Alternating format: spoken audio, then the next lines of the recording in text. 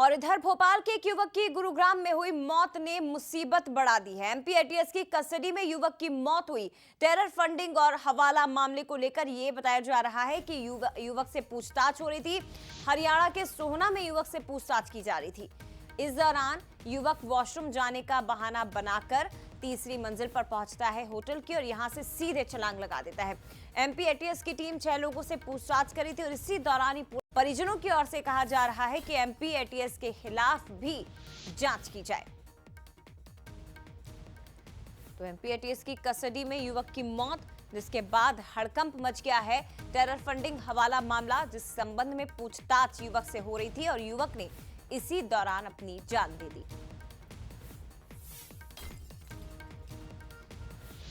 इस मामले में जांच की जा रही है, लेकिन और ज्यादा बातचीत हम करेंगे। सीधे रुक करते हैं, हमारे साथ इस वक्त सूरज शर्मा भोपाल से लाइव जुड़ गए हैं। सूरज, बताइए जरा, ये मामला आखिर है क्या?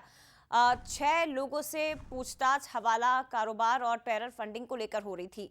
क्या ये युवक भोपाल का रहने वाला है? क्या इस मामले में उसकी संलिप्तता है, जिस विषय में एमपी एटीएस की टीम पूछताछ कर रही थी? और एमपी एटीएस की टीम गुरुग्राम हरियाणा कैसे पहुंची? ये मामला क्या है आखिर? देखिए, पिछले कुछ दिनों में मध्य प्रदेश में इस तरीके से टेरर फंडिंग को लेकर कुछ लोगों को हिरासत में लिया था। उसके बाद से लगातार पूछताछ की जा रही थी कि आखिर इनके पास फंड कहां से आ रहा है। इसको लेकर लगातार मध्य प्रदेश एटीएस जांच कर रही थी और गुरुग्राम में जो आरोपी है, फरार आरोपी, वो कहीं न कहीं घूम रहा था। उसको लेकर एटीएस की टेम ने वहां दबिश दी थी और पिछले 3 दिन से लगातार उससे पूछताछ कर रही थी। माना जा रहा था उससे पूछताछ के आधार पर अन्य लोगों को भी हिरासत में लेना था, जिससे पता चल पाया कि आखिर टेरर फंडिंग को लेकर पैसा कहाँ से आ रहा है, कौन लोग हैं जिनको पैसा किस ट्रेल के जरिए जो पैसा इन तक पहुंच रहा है। इसको लेकर पिछले 3 दिन से लगातार वहां पर पूछताछ की जा रही थी।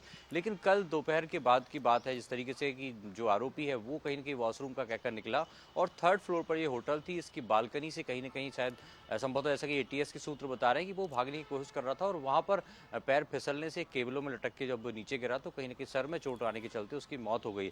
हालांकि इस मामले में ये जरूर है कि एटीएस ने आसपास किसी पुलिस को जानकारी नहीं दी थी और गुरुग्राम पुलिस भी इस बात की जानकारी से इनकार कर रही कि उन्हें किसी प्रकार की कोई जानकारी थी। पिछले 3 दिन से लगातार एटीएस की जो टीम है वहां डेरा जमाई थी। 2 होटल के रूम वहां पर बुक कराए, जिनमें एटीएस की टीम थी आरोपी के साथ।